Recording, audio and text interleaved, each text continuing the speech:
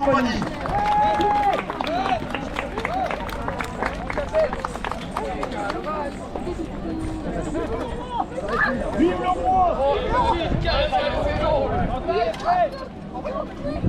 mais il n'y a rien devant. Il n'y a pas d'obstacle. Il n'y a pas de dragon. Regarde Dans quelques instants, les combats des Ferrari.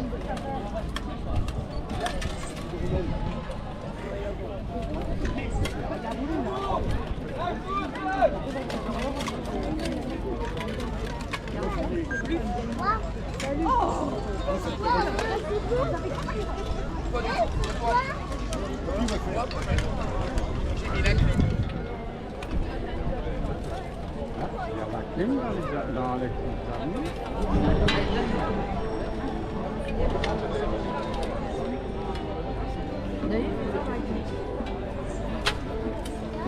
T'es pas obligé de monter sur la vague.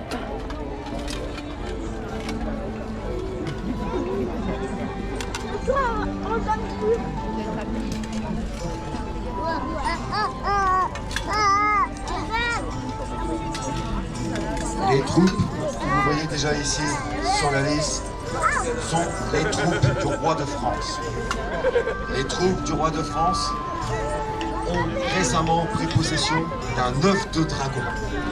Un œuf de dragon, vous comprenez bien qu'il n'y a rien de plus précieux qu'un œuf de dragon qui peut éclore et faire naître une créature fantastique à la puissance infinie. Ils sont en place et ont rendez-vous très rapidement avec les bourguignons qui ne sauraient tarder.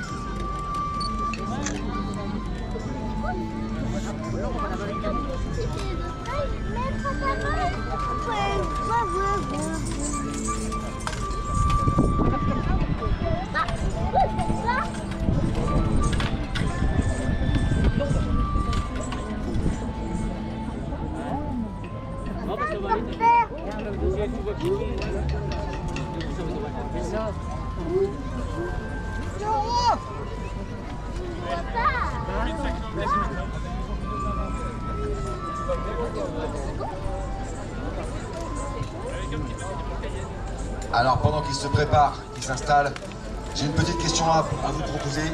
Les Ferraria, est-ce que vous êtes chauds aujourd'hui? Ouais, moyen. Est-ce qu'il fait chaud aujourd'hui? Oui. Est-ce que nous, on est plus chaud que le chaud, les Ferraria? Oui. Est-ce que vous êtes contents d'être ici? Oui.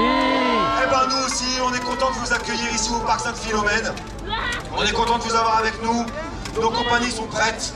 Je crois apercevoir l'œuf de dragon si convoité, alors qu'arrivent les troupes bourguignonnes de l'autre côté de la lys. Les Ferraria, nous, je vais pas vous mentir, on tient avec les troupes françaises, on tient avec l'œuf de dragon et on les encourage.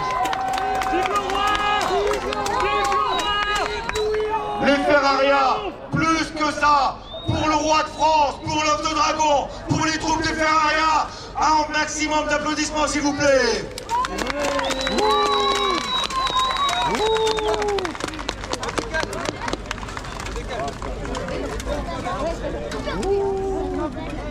Non, comment? Toute autre ambiance de l'autre côté. Là, des Vikings. Le duc de Bourgogne arrive avec ses troupes et forcément, un œuf de dragon, ça l'intéresse. La puissance qu'il pourrait en tirer est phénoménale.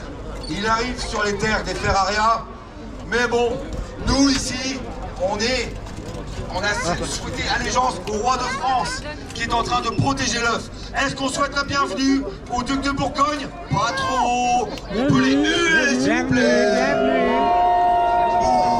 Bienvenue. Moi je les aime pas, alors lui je l'aime bien quand même, mais les autres je les aime pas.